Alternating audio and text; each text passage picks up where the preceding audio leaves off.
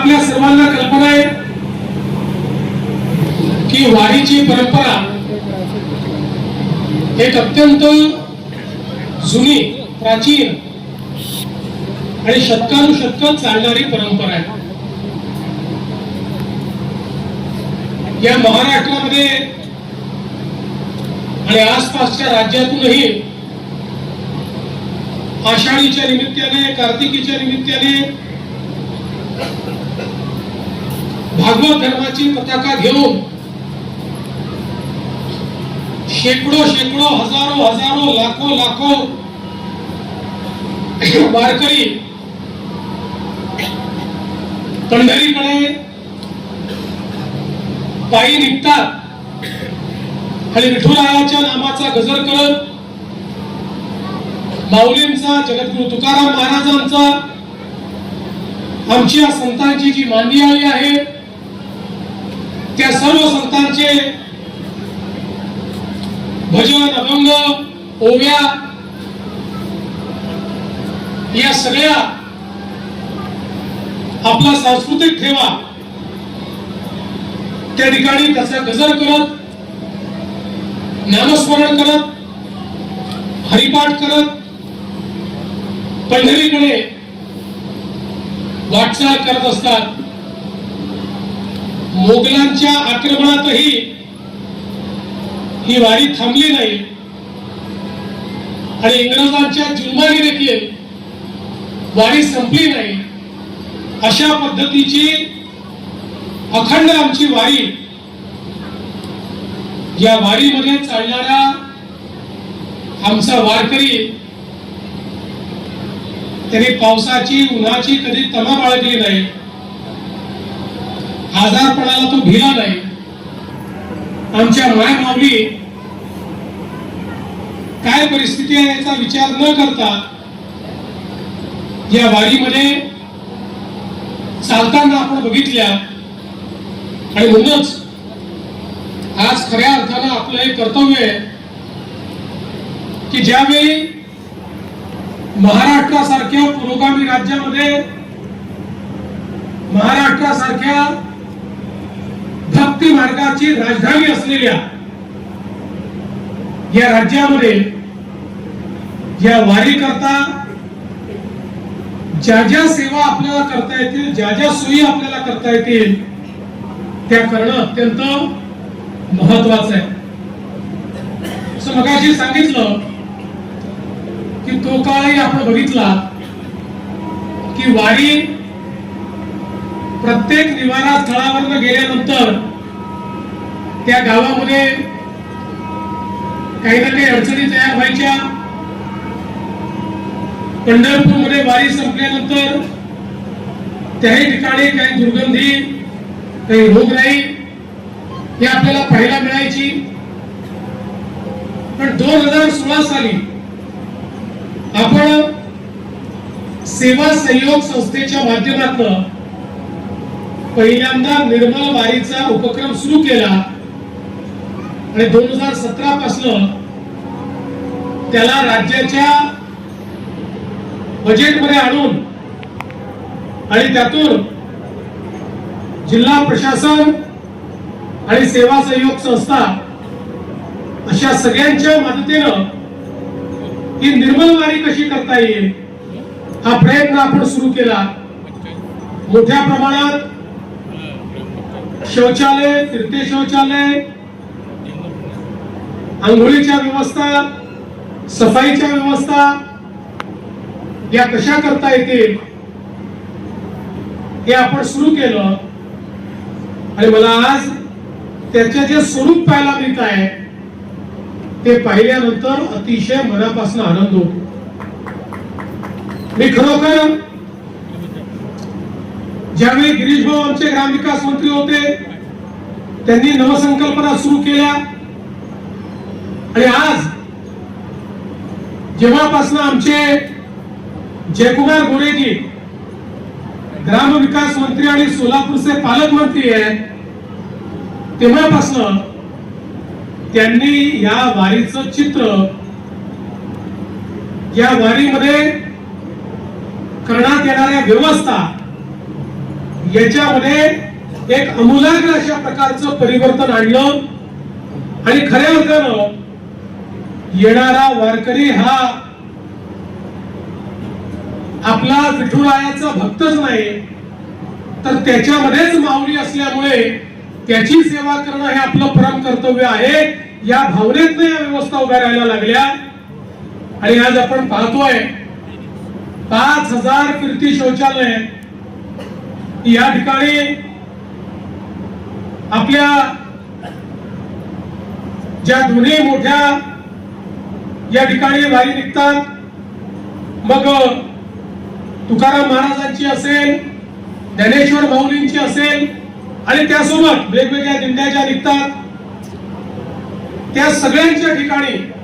संपूर्ण रस्त्यावर कुठेही कोणालाही शरीर धर्माकरता रस्त्यावर जावं लागणार नाही कुठच्या माय माऊलीला रस्त्यावर जावं लागणार नाही त्यांची पूर्ण व्यवस्था स्वच्छ व्यवस्था ही शौचालयांच्या माध्यमातून केली त्यानंतरही तिथे पाण्याची व्यवस्था असेल शौचालयांच्या सफाईची व्यवस्था असेल शौचालय उचलल्यानंतरच्या सफाईची व्यवस्था असेल अशी एक मोठी व्यवस्था या वारीच्या रूपाने तयार झाली आणि आज आपण पाहतोय आमचे जे स्वच्छता दूत आहेत ज्यांचं आपण या ठिकाणी स्वागत केलं सत्कार केला ते खरोखर या वारीला निर्मल करणारे अशा पद्धतीचे आपले देवदूतच आहे असं जर मी म्हटलं तर ते चुकीचं होणार नाही अशा पद्धतीने त्यांनी मेहनत करून आणि हे चित्र बदलून दाखवलं आमच्या वारकऱ्यांकरता 13 लाख स्क्वेअर फूट जर्मन हँगर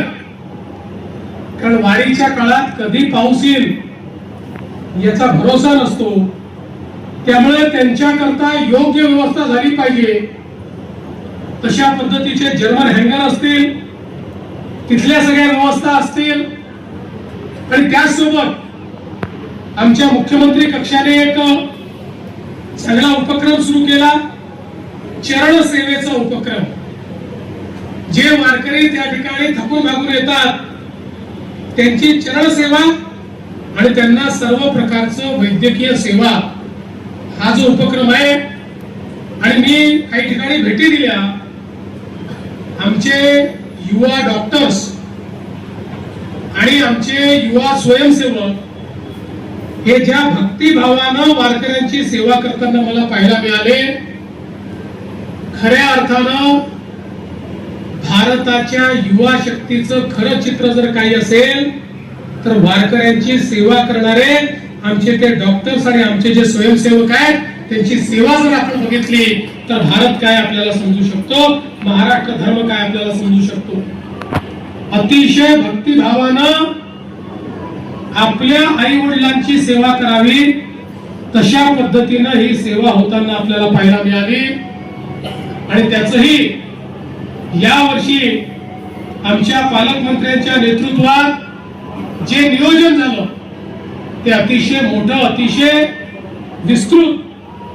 आणि 14 जिल्ह्यांमध्ये हे नियोजन त्या ठिकाणी करण्यात आलं एकूणच वारकऱ्यांनी देखील या संदर्भात समाधान व्यक्त केलं आज पंढरपूरचं वाळवंट असेल ज्या वाळवंटामध्ये शतकानुशतक अनेक अभंग घडले जिथे वारकरी बागडले ज्या ठिकाणी राहिले थांबले आंघोळी केल्या त्याची अवस्था देखील अतिशय वाईट होती ते पूर्ण स्वच्छ करून आज चंद्रभागेचं पाणी हे स्वच्छ पाणी त्या ठिकाणी पोहोचलं पाहिजे ही व्यवस्था करण्यात आली आणि मला पूर्ण विश्वास आहे आज आता मी फिरतोय मला पंढरपूर स्वच्छ दिसतंय 30-35 लाख वारकरी या ठिकाणी आल्यानंतरही आजही पंढरपूर स्वच्छ दिसतंय उद्याचा दिवस जाईल परवाचा दिवस जाईल परवापासून पुन्हा स्वच्छता सुरू होईल आणि मला विश्वास आहे की पुन्हा हे पंढरपूर वारीच्या नंतरही तेवढं स्वच्छ दिसेल अशा प्रकारची व्यवस्था या ठिकाणी करण्यात आली आहे आणि म्हणून मी आमचे प्रशासकीय अधिकारी असतील, विभागीय आयुक्त असतील, या सोलापूर जिल्ह्याचे जिल्हाधिकारी कार्तिकेयन असतील, यावेळी तिन्ही जिल्ह्यांचं काम आपण सोलापूर जिल्हा परिषदेला दिलं होतं. त्याचे मुख्य कार्यकारी अधिकारी कुशल जैन असतील, त्यासोबत त्यांना मदत करणारे सातारा आणि पुण्याचे मुख्य कार्यकारी अधिकारी असतील, पोलीस प्रशासनामध्ये एसपी असतील, आयजी असतील, इथले आमचे सर्व अधिकारी कर्मचारी असतील, वेगवेगळ्या विभागांचे ग्रामविकास विभाग, स्वच्छता विभाग याचे अधिकारी असतील, या सर्वांचं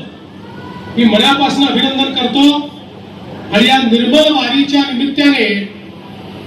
आपल्या वेगवेगळ्या परंपरांच्या माध्यमातून जनजागरण करणारे आमचे जे कलावंत आहेत, त्यातल्या काहींचा आपण सत्कार केला. या सगळ्यांचं मनापासून अभिनंदन करतो, कारण या सगळ्या सेवा लोकांपर्यंत पोहोचवत असताना लोकांमध्ये ही जागृती करण्याचं काम या ठिकाणी